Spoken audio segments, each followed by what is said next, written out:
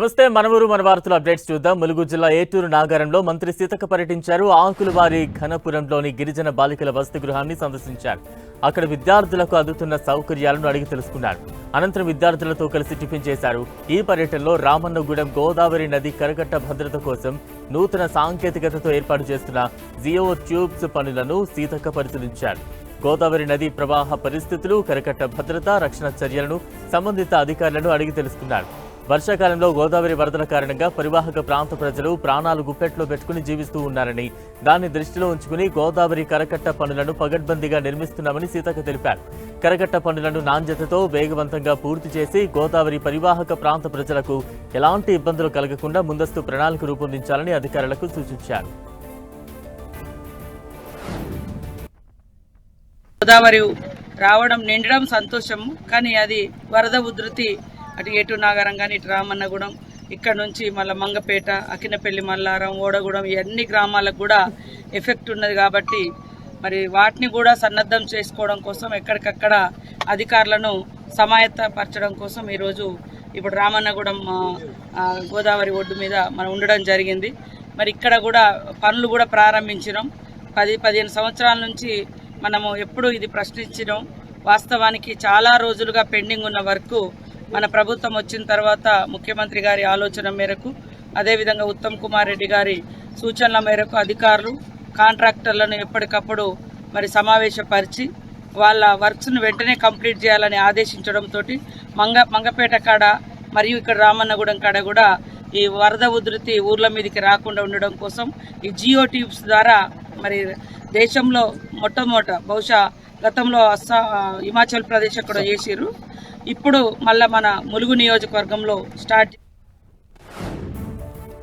విద్యార్థుల భవిష్యత్తుతో బీజేపీ ప్రభుత్వం ఆటలాడుతోందన్నారు ఎంపీ కడియం కావ్య. రాహుల్ గాంధీ ప్రారంభించిన విద్యార్థుల గర్జన కార్యక్రమంలో ఎంపీ కావ్యతో పాటు వరంగల్ డీసీసీ అధ్యక్షుడు ఇనుగాల వెంకట్రామరెడ్డి ఇతర నేతలు పాల్గొన్నారు. హనుమకొండలోని పబ్లిక్ గార్డెన్ నుంచి ప్రదర్శనగా ఆందోళనకారులు పెద్ద ఎత్తున ప్రదర్శన నిర్వహించారు. ఈ సందర్భంగా డీసీసీ అధ్యక్షుడు ఎన్నికల వెంకట్రామరెడ్డి మాట్లాడుతూ, పిల్లల భవిష్యత్తును, దేశ విద్యా వ్యవస్థను కాపాడుకోవడానికి ఒక గొప్ప దేశవ్యాప్త విద్యార్థుల ఉద్యమంగా ఇక్కడకు వచ్చామని, నీట్ వివాదంలో ప్రాణాలు కోల్పోయిన విద్యార్థుల ఆత్మలకు శాంతి చేకూరాలని ప్రార్థించారు. నీట్ పేపర్ లీకేజీకి నైతిక బాధ్యత వహిస్తూ కేంద్ర విద్యాశాఖ మంత్రి ధర్మేంద్ర ప్రధాన్ రాజీనామా చేయాలని ఎంపీ కావ్య డిమాండ్ చేశారు. ఈ బీజేపీ ప్రభుత్వం వచ్చినాక ఓట్ చోరీ అవుతుంది, సీట్ చోరీ అవుతుంది, పార్టీ చోరీ అవుతుంది, ఇప్పుడు పిల్లల భవిష్యత్తు చోరీ అవుతుంది, కళలని కూడా దొంగతనం చేస్తుంది. అంటే పేద విద్యార్థులకే ఎక్కువ నష్టం జరుగుతుంది. డబ్బులున్న వాళ్ళు ఎంతో కొంత మళ్ళీ డబ్బు పెట్టి చదువుకోగలుగుతారు, కానీ లోన్లు తీసుకుంటూ, మహిళా సంఘాలు లోన్లు తీసుకుంటూ చాలా పేదరికంగా రోజువారీ కూలీలు చేసుకునే వాళ్ళకి కూడా గొప్ప ఆశలు ఉంటాయి. ఆశలకైతే హద్దు ఉండదు. వాళ్ళు ఎన్నో కళలు కానొచ్చు, పెద్ద డాక్టర్ అవ్వాలి, పెద్ద ఇంజనీర్ అవ్వాలి, కానీ వాటిని కూడా కళ రాస్తూ బీజేపీ ప్రభుత్వము చాలా మూర్ఖంగా వ్యవహరిస్తుంది. ఇంత పెద్ద 21 లక్షల మంది విద్యార్థుల భవిష్యత్తుతో ఆడుకున్నటువంటి ధర్మేంద్ర ప్రధాన్ గారు మన విద్యాశాఖ, కేంద్ర విద్యాశాఖ మంత్రికి ఏమాత్రం కూడా ఇంత చీమగొట్టినట్టు కూడా లేదు. కరీంనగర్లో కొనసాగుతున్న సమగ్ర ఇంటింటి కుటుంబ సర్వే కార్యక్రమాన్ని శాతవాహన పట్టణాభివృద్ధి సంస్థ చైర్మన్ కోమటిరెడ్డి నరేందర్ రెడ్డి పరిశీలించారు. సర్వే సిబ్బందితో కలిసి పలు ఇళ్లను సందర్శించిన ఆయన ఓటర్ గుర్తింపు కార్డు వివరాల నమోదు ప్రక్రియను స్వయంగా పర్యవేక్షించారు. ఈ సందర్భంగా ఆయన మాట్లాడుతూ, అర్హులైన ప్రతి ఒక్కరికి ఓటు హక్కు కల్పించేందుకు, ఓటర్ల జాబితాను పక్కగా రూపొందించేందుకు ఈ సర్వే ఎంతో కీలకమని పేర్కొన్నారు. ప్రభుత్వ ఆదేశాల ప్రకారం ఎలాంటి తప్పులు లేకుండా అత్యంత పారదర్శకంగా వివరాలను సేకరించాలని సిబ్బందికి సూచించారు. ప్రతి పౌరుడు ఖచ్చితంగా ఎన్యూమరేషన్ ఫారం సమర్పించాలని, నిర్లక్ష్యంగా ఉంటే ఓటు పోయే ప్రమాదం ఉంటుందని ఆయన అన్నారు. ఆ ఫామ్ నింపడంలో బిఎల్ఓల యొక్క పాత్ర ఏ విధంగా స్పెషల్గా చెప్తా ఉన్నారు, ఇవన్నీ కూడా పర్యవేక్షించడానికి మేము తిరుగుతూ ఉన్నాం. ఎందుకంటే ఇది మరి చాలా ప్రతిష్టాత్మకంగా తీసుకోవాల్సినటువంటి అంశం. ఎక్కడ కూడా మేము జాగ్రత్త పడపోతే మాకు సంబంధించినటువంటి చాలామంది ఓట్లు కానీ, వాళ్ళు ఫామ్ నింపే విషయంలో కానీ, మ్యాపింగ్ విషయంలో కానీ ఎక్కడ జాగ్రత్త తీసుకోవాల్సిన అవసరం ఉంది. కాబట్టి మా బాధ్యతగా తప్పకుండా బిఎల్ఓలు వెంట వండుకుంటూ పర్యవేక్షిస్తూ ఉన్నాం. ఎమర్జెన్సీ రోజులపై కాంగ్రెస్ పార్టీ దేశానికి క్షమాపణ చెప్పాలని ఎంపీ రఘునందన్ రావు డిమాండ్ చేశారు.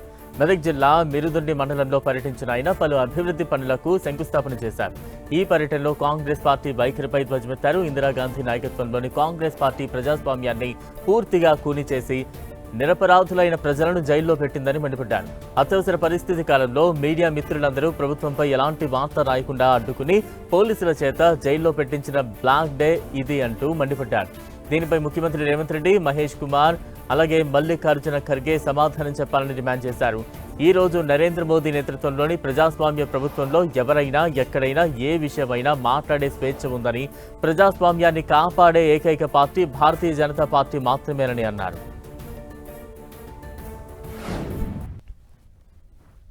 ప్రజాస్వామ్యంలో నరేంద్ర మోడీ గారి ప్రభుత్వంలో ఎక్కడైనా ఎవరైనా కాక్రోచ్ జనతా పార్టీ పెట్టుకున్నా ఇంకోటి పెట్టుకున్నా ఏం మాట్లాడినా ఎవరిని ఏమనకుండా ప్రజాస్వామ్యాన్ని కాపాడుతున్న పార్టీ భారతీయ జనతా పార్టీ అయితే, కాంగ్రెస్ పార్టీ ఇండియానే ఇందిరా, ఇందిరానే ఇండియా అంటే ఎమర్జెన్సీ పెట్టి తీసుకుపోయి అందరినీ జైలు వేసినటువంటి దురదృష్టకరమైనటువంటి రోజు జూన్ 25.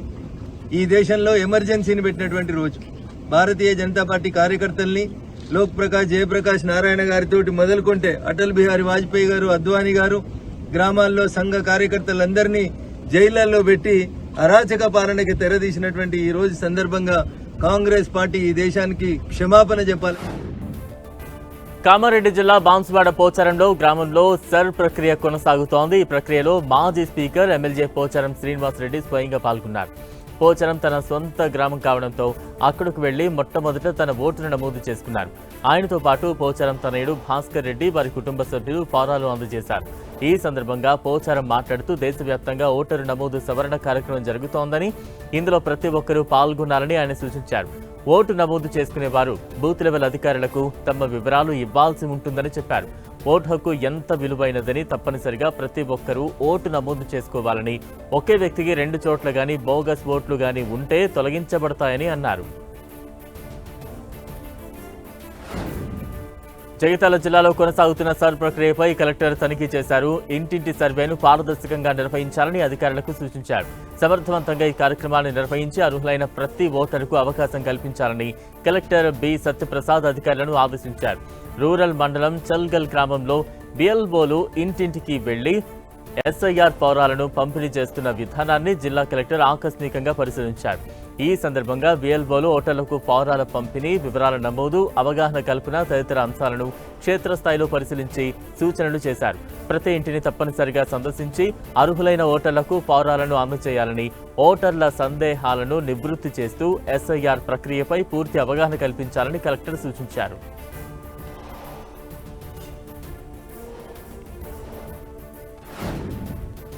కృష్ణా జిల్లా కానూరులో ఉద్రిక్తత చోటు చేసుకుంది. టీడీపీ జెండా దిమ్మెను వైసీపీ శ్రేణులు ధ్వంసం చేసినట్లు టీడీపీ నేతలు ఆరోపించారు. ఘటనా స్థలానికి భారీగా చేరుకున్న టీడీపీ ఎమ్మెల్యే బోడి ప్రసాద్, ఆయన అనుచరులు ధ్వంసం చేసిన జెండా దిమ్మె స్థానంలో నూతన జెండా దిమ్మెను పునర్నిర్మించారు.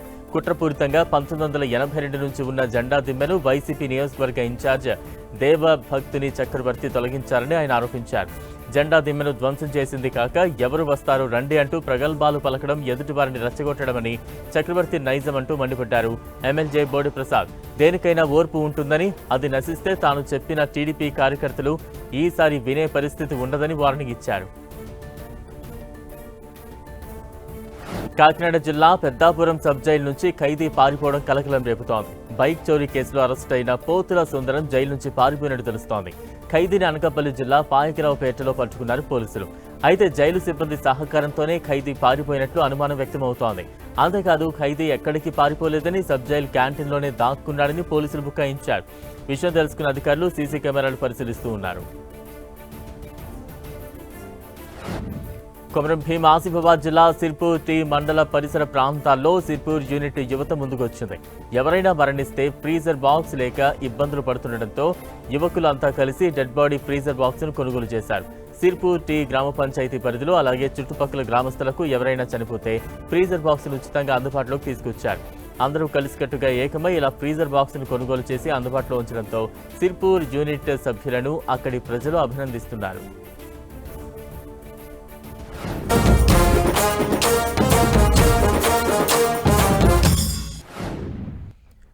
తిరుపతి జిల్లా ఓబులవారిపల్లి మండలం ఎద్దులవారిపల్లిలో జరిగిన భారీ బంగారం చోరీ కేసును పోలీసులు ఛేదించారు. సుమారు 17 తులాల బంగారాన్ని స్వాధీనం చేసుకోవడంతో పాటు 3 నిందితులను అదుపులోకి తీసుకున్నారు. రికవరీ చేసిన బంగారం విలువ దాదాపు 18,70,000గా పోలీసులు అంచనా వేశారు. గ్రామానికి చెందిన అనంతమ్మ ఎద్దుల మౌనిక ఇచ్చిన ఫిర్యాదు మేరకు ఈ నెల 20వ తేదీన కేసు నమోదు చేసి దర్యాప్తు చేపట్టారు. అదే గ్రామానికి చెందిన 3 యువకులపై అనుమానాన్ని వ్యక్తం చేసి వారిని విచారించారు. విచారణలో నిందితులు చోరీకి పాల్పడినట్లు అంగీకరించడంతో వారి వద్ద నుంచి సుమారు 17 తులాల బంగారాన్ని స్వాధీనం చేసుకున్నారు. నిందితులను త్వరితగతిన గుర్తించి చోరీ సొత్తును పూర్తిగా రికవరీ చేసిన పోలీస్ సిబ్బందిని డీఎస్పీ శ్రీనివాసులు అభినందించారు.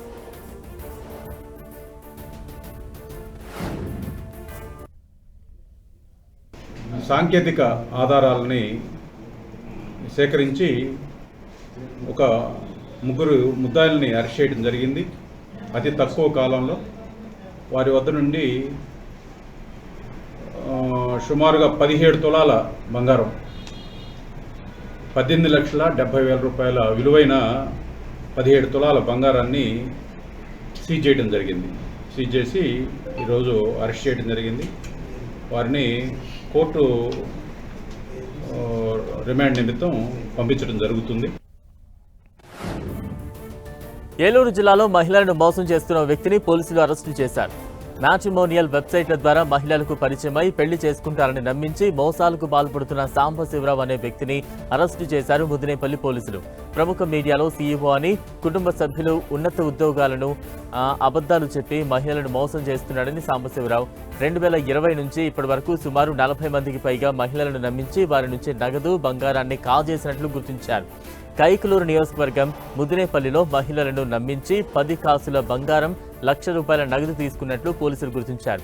నిందితు నుంచి బెలెనో కారు, 6 సెల్ ఫోన్లు, 9 ఏటీఎం కార్డులు, పెళ్లి బాసికలతో సహా నేరానికి వాడే అలంకరణ వస్తువులను స్వాధీనం చేసుకున్నారు. పెళ్లి సంబంధాల్లో తల్లిదండ్రులు అప్రమత్తంగా ఉండాలని సూచించారు ఏలూరు ఎస్పీ.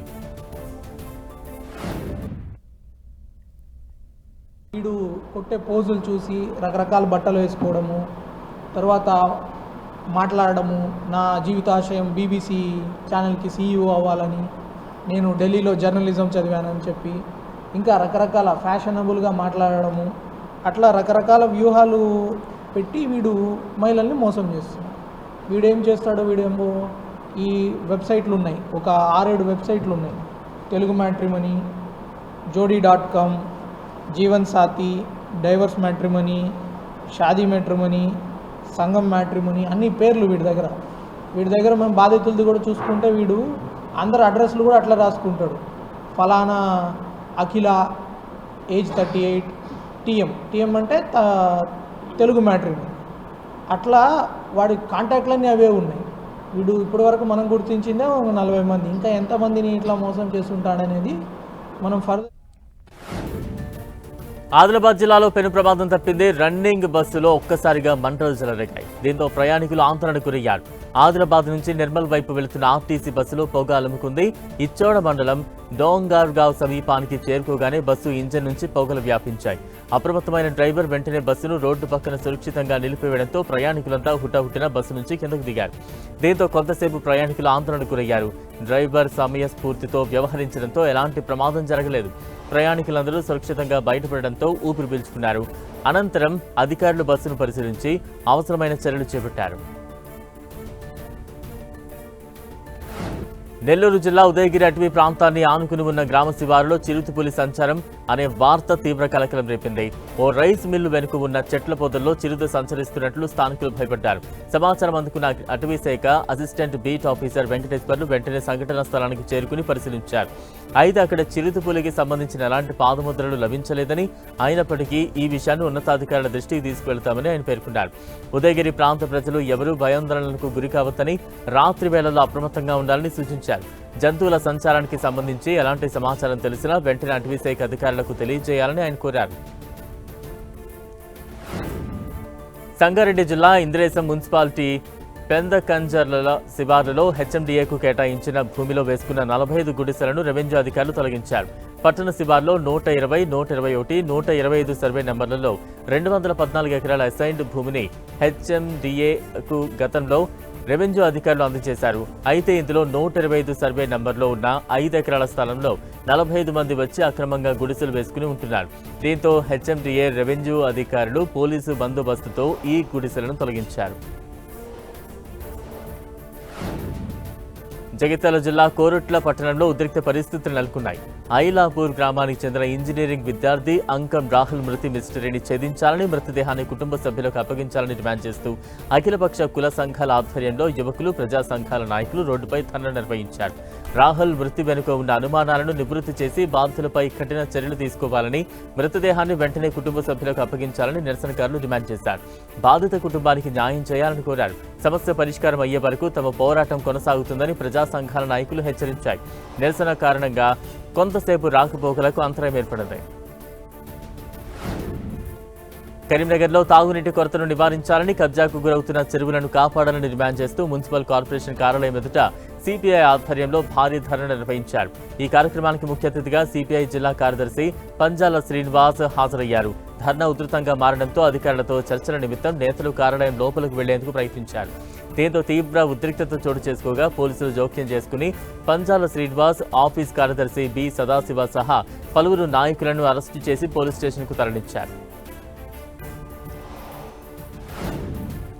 కరీంనగర్ జిల్లా జమ్మికుంటలో మత్తు పదార్థాలను నిర్మూలించాలని విద్యార్థులు భారీ ర్యాలీ నిర్వహించారు. అంబేద్కర్ చౌరస్తా నుంచి గాంధీ చౌరస్తా వరకు ఈ ర్యాలీలో పోలీసులు, ప్రజలు పెద్ద ఎత్తున పాల్గొన్నారు.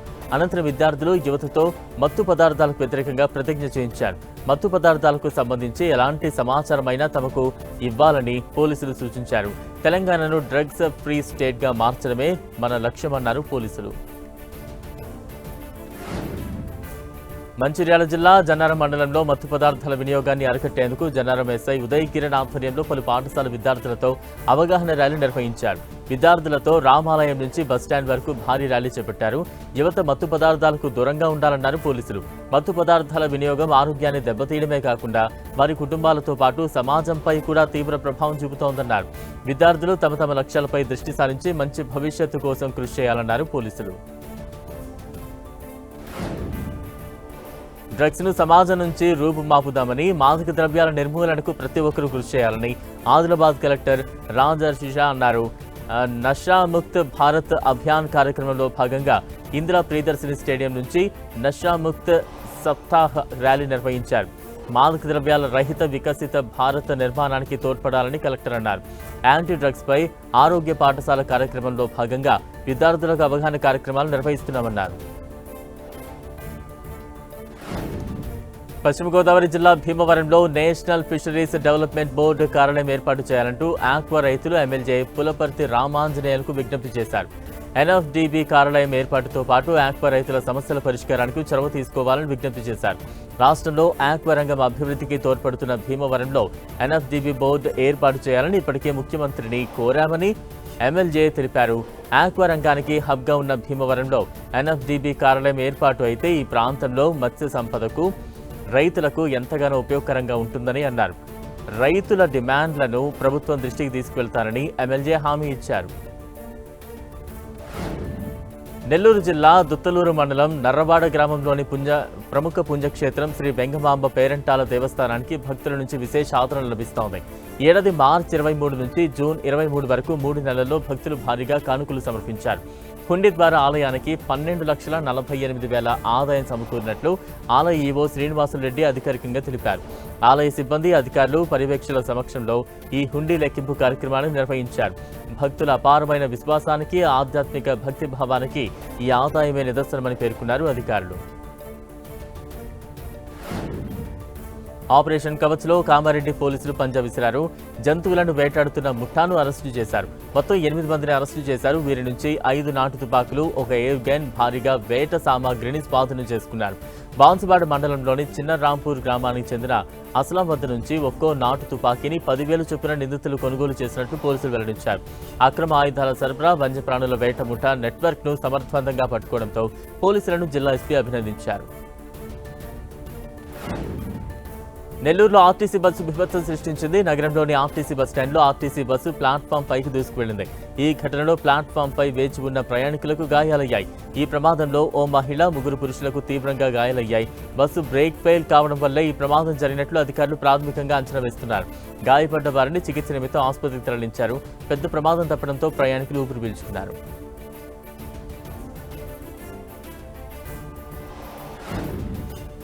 తమ సమస్యలను వెంటనే పరిష్కరించాలని డిమాండ్ చేస్తూ ఇందిరా పార్క్ ధర్నా చౌక్ దగ్గర ఉప సర్పంచ్లు ఆందోళన నిర్వహించారు. ఉప సర్పంచ్ల చెక్ పవర్ను రద్దు చేస్తున్నారనే ప్రచారంపై రాష్ట్ర ప్రభుత్వం వెంటనే స్పష్టత ఇవ్వాలని డిమాండ్ చేశారు. ఉప సర్పంచ్ల చెక్ పవర్ను తొలగిస్తున్నారనే వార్తలను ప్రభుత్వం అధికారికంగా ఖండించాలని కోరారు. గ్రామ పంచాయతీలో కీలక బాధ్యతలు నిర్వహిస్తున్న ఉప సర్పంచ్లకు నెలకు 5,000, వార్డు సభ్యులకు 3,000 గౌరవ వేతనం ప్రకటించాలని డిమాండ్ చేశారు. అలాగే గ్రామాల్లో ఏర్పాటు చేసే శిలాఫలకాలపై సర్పంచ్ పేరుతో పాటు ఉప సర్పంచ్, వార్డు సభ్యుల పేర్లను కూడా చేర్చాలని కోరారు. ఇవి మన ఊరు మన వార్తలు updates. Stay tuned to 10 TV.